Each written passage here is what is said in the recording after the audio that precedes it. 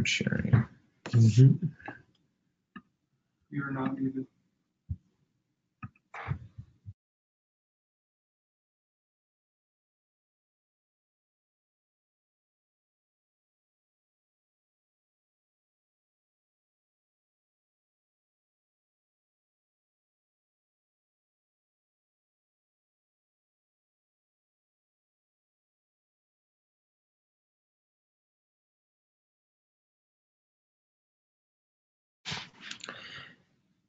Good morning and good afternoon, depending on what part of the country you're living in. We'll get started in just a second. We'll just give some people another minute to log on and before we get started. But we are very excited for this webinar that's going to cover the 2.3.0 software update. So just give us one more minute and to allow additional people to log in. And then we'll get started. Thank you.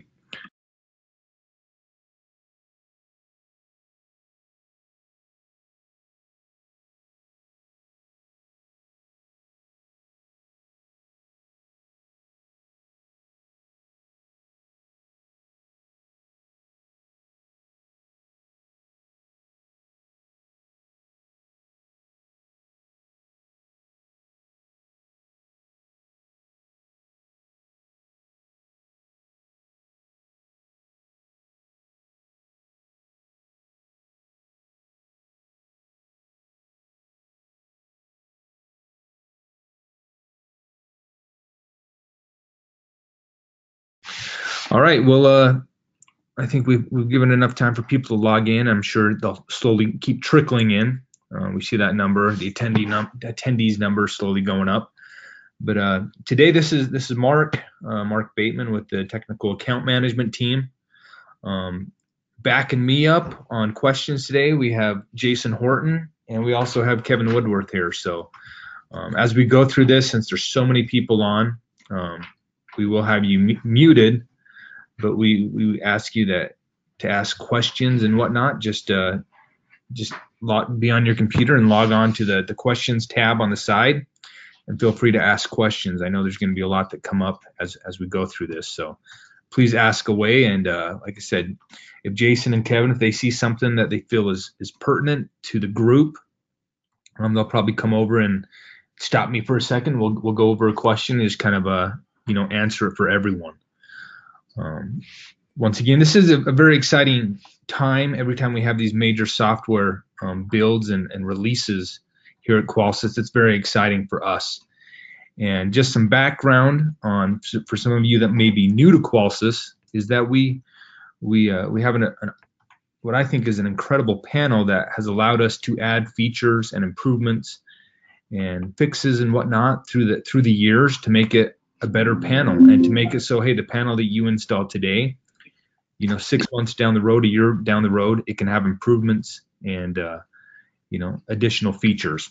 Some of those features we've seen in the past year are that advanced sensor test we've talked about that sees the noise floor of a home. One we had more recently was live view and live answer, to be able to see the sky bell and answer it on the panel, and also to see your indoor and outdoor cameras on the panel, the Alarm.com cameras. So those are things we've done through software updates. And this current one is the 2.3.0, and it is a major build, and it has some really neat features that we've been testing over the last year, and more heavily testing this past month or two. And we're excited to release them and go over those today. The first slide I'm going to share with you is our TSB, and later today this will be posted to our dealer site. It's our technical service bulletin, and it goes over all the updates, the release notes, and the instructions for this new software. And this is exactly what it looks like. This is just a screenshot of it, and we're going to go over each one of these sections and features one by one. And like I said, if you have any questions that come up, ask away. Once again, we have Jason and Kevin helping out on the questions, and we want to make sure we get those answered for you. So let's jump into this and get this going. The first set of features we want to talk about is the new commercial features, and the first one is added support for up to 4 partitions along with screen lock to limit access. So this is a really awesome feature. Well, it's this one of the first panels, all-in-one panels I've seen this on where, hey, now we have these partitions. So this is a feature I'll actually go over in just a second after we talk about these 4 different things, and I'll show you a screenshot of my panel and how you turn on these features and whatnot. So the first one is 4 partitions, and then the screen lock to limit the access. We also have UL 1610 with the central station burglar alarm compliance added for commercial application. This is huge. This means a lot for a lot of dealers out there and using the panel in commercial settings. We have commercial device names added, and this is turned on in the installer settings and also or in the dealer settings depending on what code you use. So just additional names that are more for commercial and getting away from maybe the residential names. And then we also have support for the 6-digit user codes. So instead of just a normal 4-digit, it goes up to 6 digits. If you do turn this on and you're like, hey, what is the code for that now? Or, what changes did that make going from 4 to 6? When you turn this on, and we'll show you, it actually tells you, hey, it's automatically by default adding 2 zeros to the end of a code. So our dealer code right now, the default dealer code is 2222. By turning this on, it just makes it 222200. And let me jump on my visor now and see if I can show you guys my screen. See how this works with us today. Some days it works fine. Other days we do run into some issues. So I'm going to go into my settings here. First of all, I'm going to show you, I already have partitions turned on, or this has 2.3 on it. So I'm going to lock my screen down, and you'll see that when I turn it on, I have the 6 digits there. So I'm going to do the 222200. I actually missed one of the 2s. And then I get into my screen. I'm going to go into the drop-down menu, go into settings, and we're going to go into advanced settings here. We're going to go over to installation and then dealer settings. Okay, and under here in dealer settings is where you're going to find those partitions. So I'm going to scroll down to the partitions, and it's right there. Oh, it just went back up. Let me scroll down. So we see partitions right here. I have it clicked on. I'm going to toggle it off, disable it first. So I disabled the partitions, and I'm going to go back in for you and show you how to enable them. So settings, advanced settings. Since partitions aren't on now, I have to re-enter my code 00. This is going to be installation, dealer settings, and then scroll down towards the bottom, and that's where you see partitions. So I toggle that on, and now this turns on those partitions for you, and once again kicks you back to the home screen. So to log in again, type in my code. This could be the master code also to get in, and now you see partition 1 here on the main screen. As I go in to add additional partitions and name them, then I can assign what partition goes where and the names of those partitions. So that's right here down at the bottom of this is the partitions that you see now. I could edit this partition, change it to a different custom name. So for a partition, it might be, hey, the main office. And then, or if it's a little business in a strip mall, it might be the main entrance. And then there's each part of the business would have their own partition, and you could name it, Al's, bike shop or whatever in those partitions. In just one office, it might be, hey, you got the main part of the building, and then you have a partition for the manager's office, and you have another partition maybe for like the storage room, the supply closet that has valuable things in it that you'd want a separate code to get into. So that's where you turn on your partitions. We're going to go deeper into this again, the dealer settings, and I'm going to show you where that 6 digit code is. So once again, you scroll down and you see six digit code. Using my mouse here so it gets away from me a little bit, but just toggling that on and off, you see by disabling the setting, any existing user codes will be reformatted by removing the last 2 digits. We hit OK, and it turns them off. And now it's just 4 digits. So pretty cool thing, and very it's going to be very usable in commercial settings especially. I'm going to go back in now and show you where the commercial names are, where you would toggle that on, and it's in the same location under installation, dealer settings or installer settings, depending on what code you use. We'll scroll down, and under general, just under that 6-digit user code, you see commercial sensor and device names, and this is where you would toggle that on or off. So I had mine on, but pretty basic toggle on and off for that. So if you have any questions on those, like I said, Kevin and Jason are answering. And you know, we are excited for you guys to get this on your panels and be able to go through it. And as you know, when questions come up, we're always here to help answer them for you. So moving on now past these commercial features, we're going to talk about some of the added support for new PowerG devices. And the first one of these is the smoke detector. I always like to mention one thing that's awesome about the PowerG smoke detector is that they're kind of interconnected. So if you have multiple in a home and one goes off, it's a two-way device, so the panel is able to make all of them go off. So really cool feature.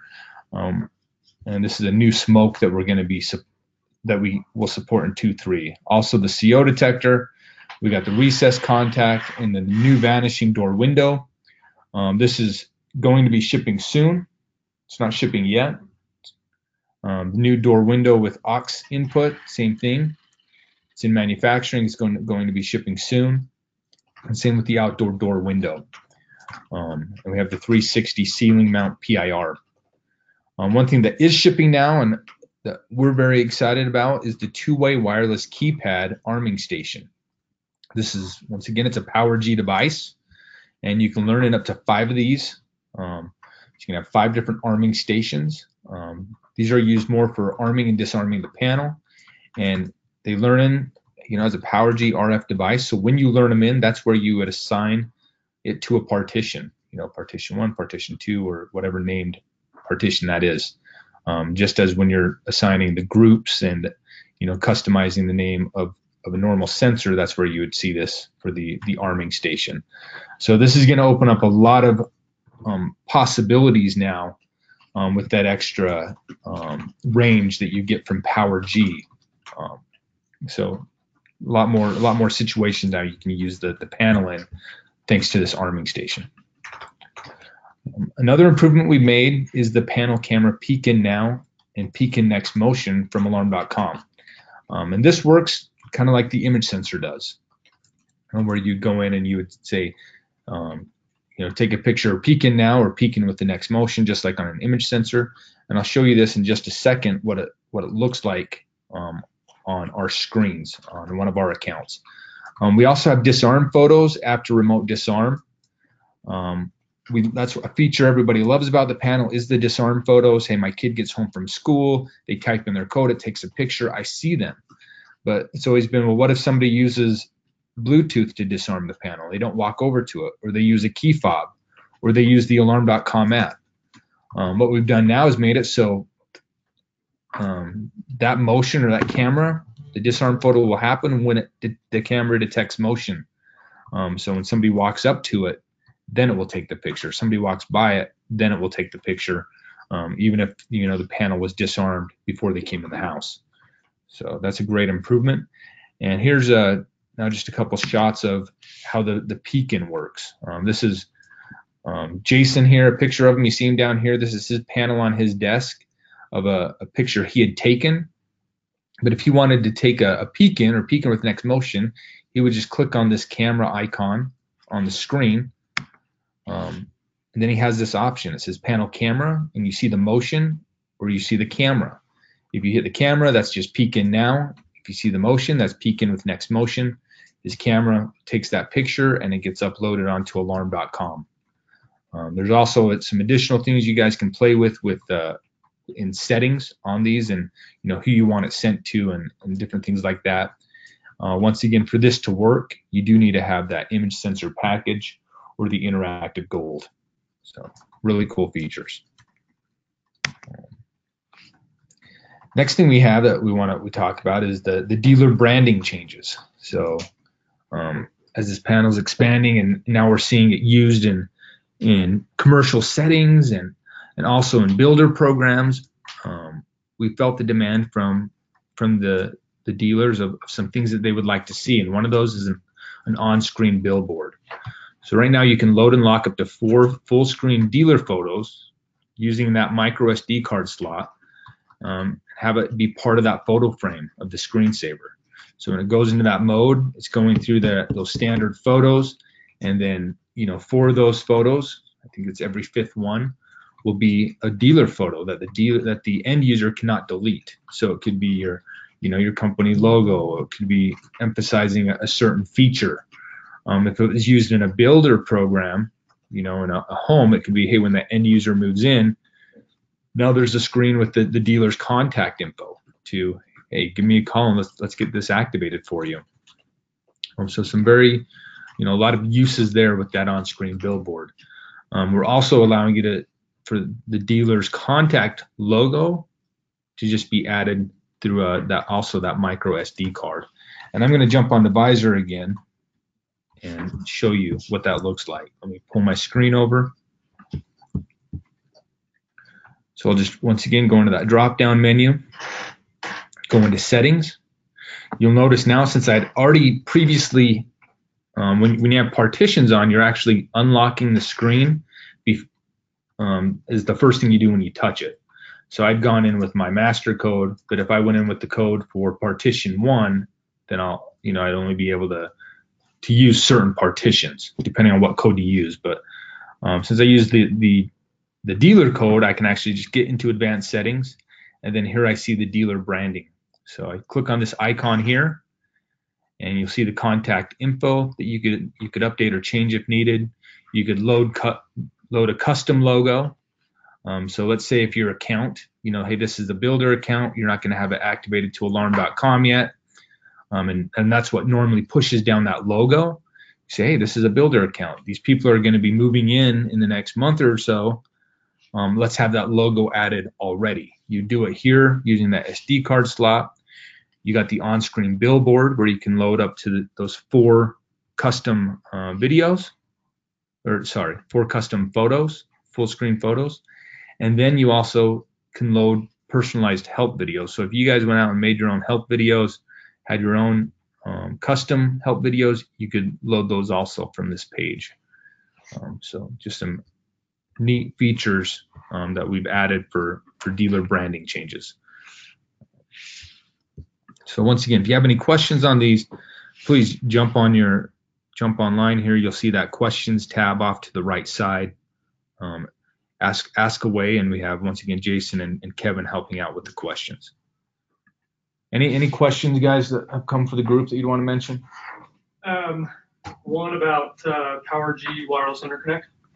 So there's a question about PowerG wireless interconnect. We'll talk about it real quick since we went over that. That works once again with the PowerG smoke sensors.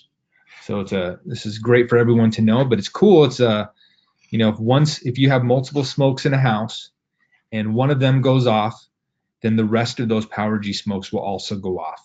Is how that works. So it's a really cool thing with life safety and just making a system that much better by using PowerG technology. So other question that we got was about partitioning Z-Wave and alarm.com cameras. And the answer to that today is you cannot partition Z-Wave today. That's going to come at a later date. So only security devices are partitionable.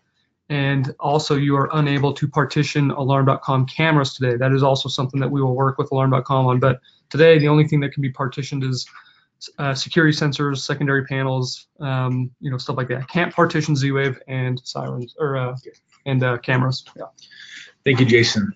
So just there, yeah, the partitions are going to be used more right now as getting out of the gate for Berg. And that, like I said, we always have things on the roadmap and things we're working on with Alarm.com. I want you to show the dealer branding thing one more time. All right, and somebody asked if I could show the dealer branding thing one more time, so let me just pull that up again. I'll show you where it's at. Let me pull it over to the screen. I'm actually gonna, to access this, let's say I'll go to the home screen just so you guys can see where it's at. So I would just tap on this, to my drop-down menu, go into Settings, Advanced Settings, and then you see Dealer Branding over here. So this first icon is to change your contact info or to put it in, because like I said, a lot of times this might be for builder program or different scenarios where you're not connected to Alarm.com, so this information is not pushing down automatically. So you can go in and add your contact info. This is that load your custom logo. If you click on this, you'll see please insert and mount the SD card. So if you put your micro SD card slot in or a card in, then it would just allow you to say, okay, add that, and it would add very easily. Same with the on-screen billboard. Just once again, that's up to four custom photos you can have there, or yeah, 4 custom full-size photos, and then you can also do your custom help videos. And so the panel does come default. I believe right now there's 14 custom or default videos that we put on as Qualsys, just to help a customer know how to, an overview of the panel, how to arm it, how to disarm it, how to use lights, thermostats, how to add their own personal photos. Those are all on those help videos. Hope that answered your questions, guys. Moving on though, let's talk about some of the new settings and diagnostics we have. So one new setting we've added to the panel is, and this is something that pushes up to Alarm.com, is the sensor signal strength. So if you go into Alarm.com to the dealer site, now you can actually see the range or the strength of each of each sensor and how it's coming in. So this is my panel here in my office. I just went to my account on Alarm.com to the sensor list, and this is all my sensors. So I see the group they are, what type of sensor, and then this is where you see how strong it is. So you see the latest signal strength. Is it strong? Is it good? Is it poor or critical? And then you see the average signal strength. So this can be very useful for troubleshooting and admin teams and customer service, especially when you're using air effects. Another thing we have now is the IQ Remote Link Quality tool, and this is added to measure the panel to the IQ Remote Wi-Fi connection performance. This is something we're excited about, just so people can actually see what kind of connection they have from the panel to that secondary IQ Remote. Also with the Easy Install Wizard, I don't know if you guys have used that yet. It's an awesome tool. It just kind of walks you through the install step by step. And the change we've made in 2.3 is that now you can customize what pages of the Easy Install Wizard are shown during the setup, as well as simple versus advanced sensor pairing. So what this means is, there's a lot of different use cases for this, but it might be, hey, we're sending this out for a DIY. With the sensors, we know we don't want them to mess with user management, or maybe we're not going to get into the panel glass break or different features. We don't want that to show up on the wizard. So you can customize what shows up. Just a really another awesome feature we have there. So new settings and also additional settings we have is local automation. This is great in that builder market. So it says local automation feature added to the panel. This feature is designed for panels installed in new construction properties that do not yet have an Alarm.com account activated, but they need to manage Z-Wave devices in a vacant home mode. So as you see here, you can say, hey, this automatically locks all the doors at 8 p.m. So if this is that a model home at 8 p.m., it automatically just locks everything up. It automatically sets all thermostats to auto mode. with a target temperature of 65 to 78 degrees. So you know, hey, it's not going to get too cool in the house. I don't have to worry about pipes freezing or anything like that. And in the summertime, I don't have to worry about the house getting super hot. That it's going to keep it in between that threshold, 65 to 78. And then you also see it says turn light 1 on at night, 8 p.m., and then turn all lights off in the morning, 6 a.m. So once again, this is a model home, or it's a vacant home, and just automatically through these settings here, it's going to turn on that light, that Z-Wave light, and then kick off the lights in the morning. Really cool feature. And once again, this is for, hey, I'm not connected to alarm.com yet, so I'm not able to go in and use their scenes and rules. Now the panel just has this basic local automation. It's going to be very useful. And in the dealers that deal with the builder program that we've talked to in new construction are very excited about this, and they've worked with us on what they want to see here. And I'm sure as time goes on, we might see additional features in the future. Let's get into some fixes and improvements. There's always so many things we're doing with the panel with fixes and to make things better. And some of these are things we've heard from the field and that we've learned from the field, from whether it's installers to the end users. And the first one is the maximum number of supported thermostats. Up to this point, we've allowed 6 thermostats, but we've kind of gotten some feedback that, hey, we would like to see a little bit more.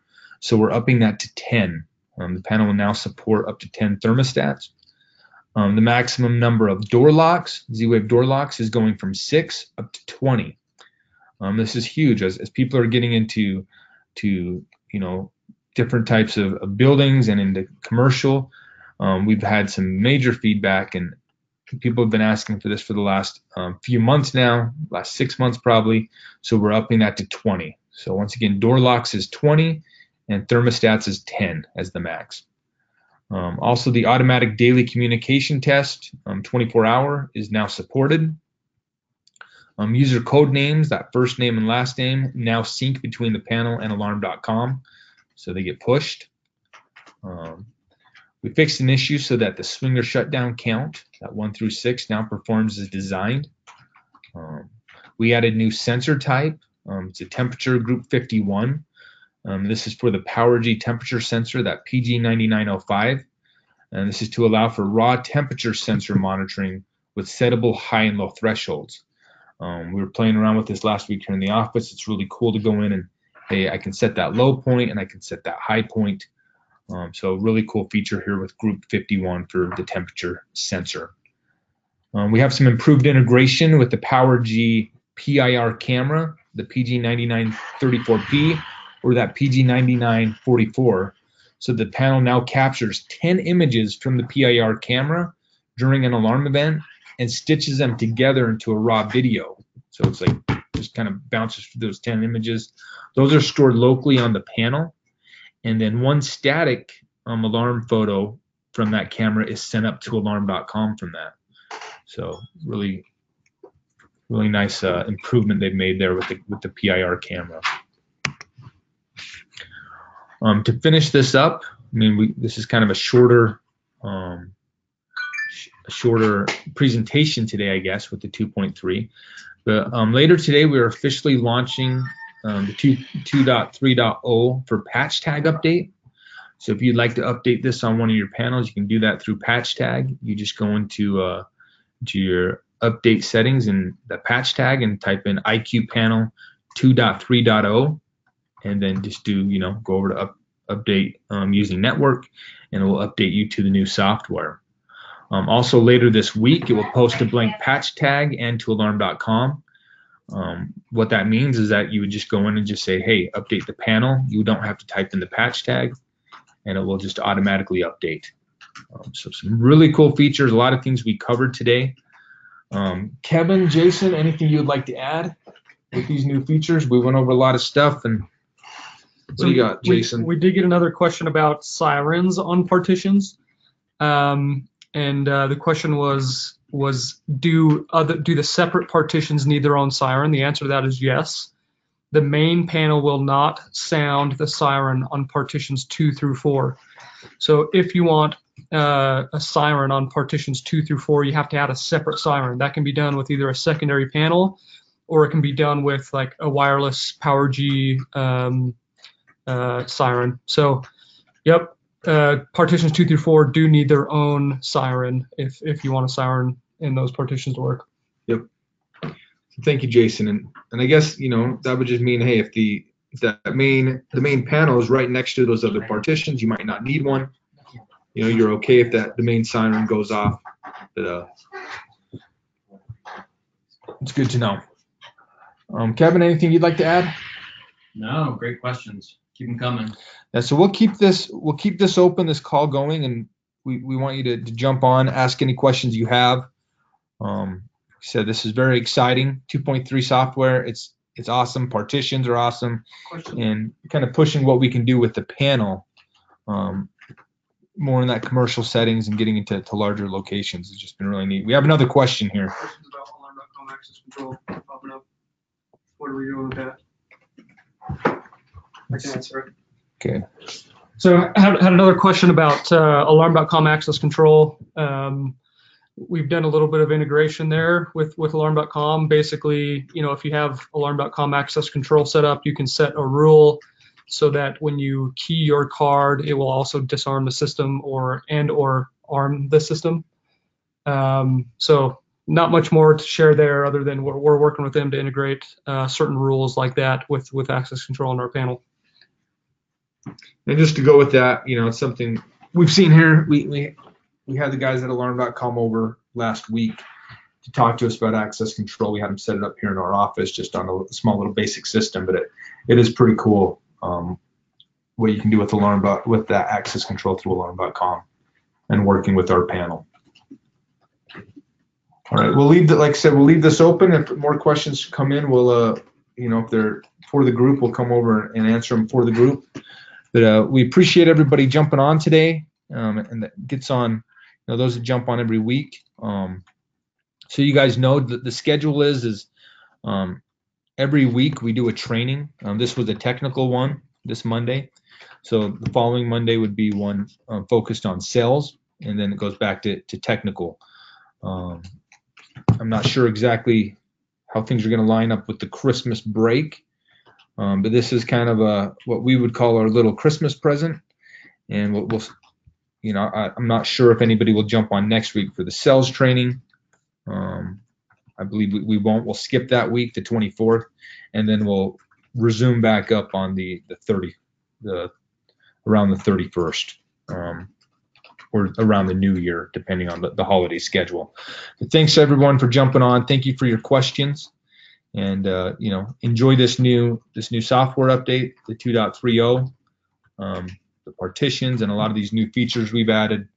It's just some really awesome stuff. All right. Have a good week.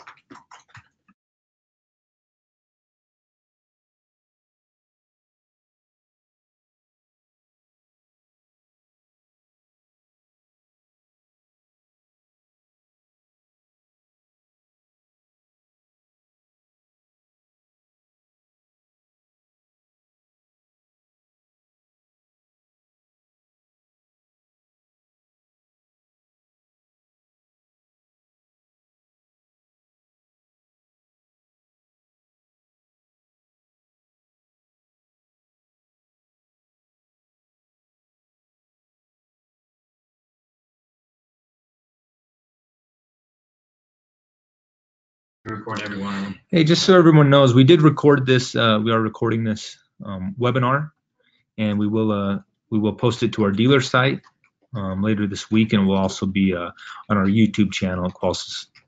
Just typing in Qualsys. Once again, thanks for getting on.